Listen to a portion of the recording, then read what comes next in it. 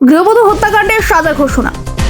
চরুলমণিতে গৃহবধূ মৈত্রী ওরাও হত্যাকাণ্ডের অভিযুক্ত রঞ্জিত ওরাওয়ের 8 বছর 2 মাস 19 দিনের জেল, কিন্তু সাজা ঘোষণার পরের দিনই জেল থেকে মুক্তি পেয়ে যাবে রঞ্জিত। প্রসঙ্গত 2018 সালের 19 জানুয়ারি চাঁচল চরুলমণি এলাকায় গৃহবধূ মৈত্রী ওরাওকে দুপুর 3টে নাগাদ বাড়ির সামনে কোদাল দিয়ে মাথায় আঘাত করে স্থানীয় যুবকের রঞ্জিত ওরাও প্রথমে মালতীপুর গ্রামীণ হাসপাতাল এবং পরবর্তীতে মালদা নিয়ে যাওয়ার পথে গৃহবধূর মৃত্যু হয়। ঘটনায় অভিযোগের ভিত্তিতে চাঁচল থানার পুলিশ অভিযুক্তকে গ্রেপ্তার করে।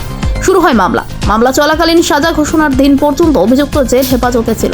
গতকাল চাঁচল মহকুমা আদালতে বিচারপতি দীপঙ্কর রায়ের এজলাসে রঞ্জিতকে দোষী সাব্যস্ত করা হয় IPC 304 পার্ট 2-তে।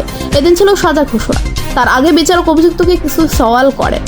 সরকার পক্ষের আইনজীবীরা ধারা অনুযায়ী সর্বোচ্চ শাস্তির আবেদন করেন। বিচারক 8 বছর 2 মাস 19 দিন জেলের সাজা ঘোষণা করে। যেহেতু মামলা চলাকালীন 8 বছর 2 মাস 19 দিন জেলে ছিলেন, তাই কাল থেকে তার জেল মুক্তি। আজকে আমাদের চাঁচল কোর্টের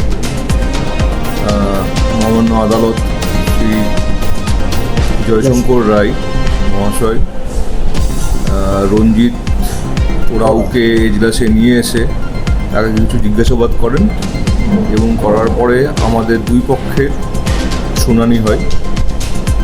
আমরা যেহেতু গতকাল ভারতীয় দণ্ডবিধি আইনের 304B পার্ট 2 304 পার্ট 2 ধারা মতে তাকে দোষী সাব্যস্ত করে, তো আমরা সেখানে যেহেতু 10 বছরের পানিশমেন্ট আমরা তার পুরোটাই দাবি করি, প্রার্থনা করি মাননীয় আদালতে, এবং মাননীয় আদালত সমস্ত কিছু বিচার করে আজকে তার 8 বছর 2 মাস 19 দিন সাজা ঘোষণা করে এবং সেটা তাকে ওপেন এজলাসে শোনানো হয়। এবং এই কেসে এই রঞ্জিত ওরাও যে আসামি, সে কেস শেষ শুরুর সাথে সাথেই অ্যারেস্ট হয়েছিল এবং সে এই পুরো সময়টাই জেলের মধ্যেই ছিল। আমরা সরকারিভাবে তার বহুবার বেল অবজেকশন দিয়ে তাকে জেলে রাখার ব্যবস্থা করার চেষ্টা হয়েছে এবং পুরো মামলাটাই কাস্টাডি ট্রায়াল হয়েছে।